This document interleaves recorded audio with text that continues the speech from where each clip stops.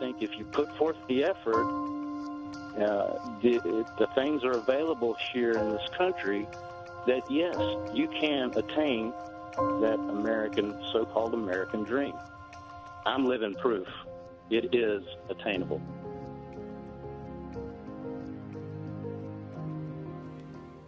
The American dream, coveted and sought after by hundreds of millions of Americans and immigrants alike. First introduced to the public by James Truslow Adams with his 1931 book, The Epic of America. The American dream was described as that dream of a land in which life should be better and richer and fuller for everyone, with opportunity for each according to ability or achievement. The American dream often depicts a country that ensures equal opportunity for all. The reality, unfortunately, is that it appears that this representation of the United States does not stand true currently. In fact, studies have shown that social mobility has decreased significantly over the past decades. One study shows that 90% of children whose parents were born in 1940 earned more than their parents. This 90% decreased to 50% in just 40 years. Socioeconomics have a big factor in what people can do as far as education is concerned and what they can do later in life. It's difficult if you've got one set of parents who are professional and you're living in a nice house. It's easier for you to see what you could do next. If you're on the other end of the spectrum, both parents are working and barely getting by, and I've been in a living paycheck to paycheck thing when I was much younger with kids, you know. It's hard to see a vision if you're a kid when your parents are struggling so hard.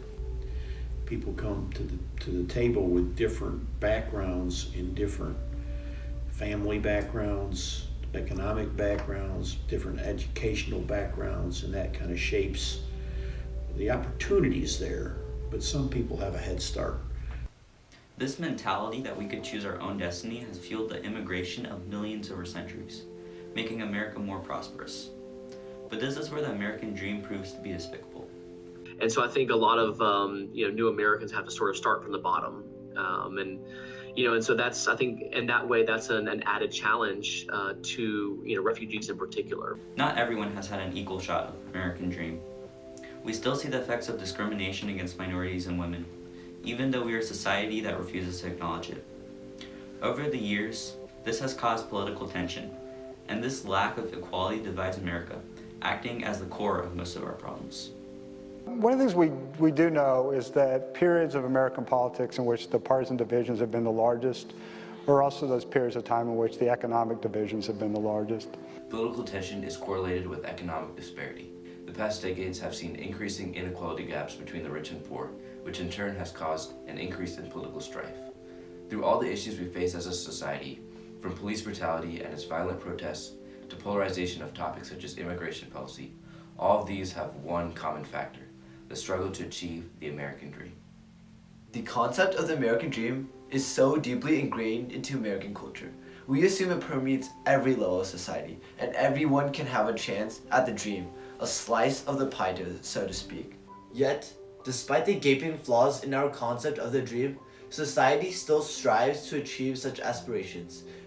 Everyone has an economic opportunity based on their abilities and the opportunities afforded them. Now, do others have more frequent opportunities or better opportunities? Absolutely. But as far as being human beings, I think we all have that equal opportunity. Everywhere I go, I had my hair cut earlier today, and the woman that did it is an entrepreneur. She has a wife, she has kids, but she owns her own business.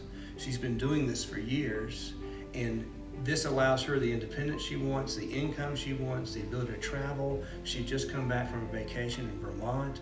She works by appointment. She does not charge a lot of money. She has lots of loyal customers, and she is very happy. I had my car inspected just after that today by a gentleman who owns his own auto shop, who has an emissions. I don't think he's originally was born in America, and he has the flexibility. I was watching him manage all the different cars and his employees as they came in. To me, that embodies the idea of the American dream. So what can we do as members of society and citizens to help make the American dream more accessible? Economic status is important. You and I do not have the economic status that the Bill Gates and the Elon Musk have. But what's important is that we make sure as citizens, no matter who you are, that the government doesn't put so many restrictions on us that you and I can't start a business like Bill Gates did, or like Arthur Blank did with Home Depot. Despite the lack of equality demonstrated by the American dream, we as citizens are given many opportunities to succeed. The dream is the heartbeat that drives our nation. It is essential that we as citizens keep our nation alive. The expectation for the American dream are for opportunities to be handed to us. Instead, we have to change our focus, which changes our world.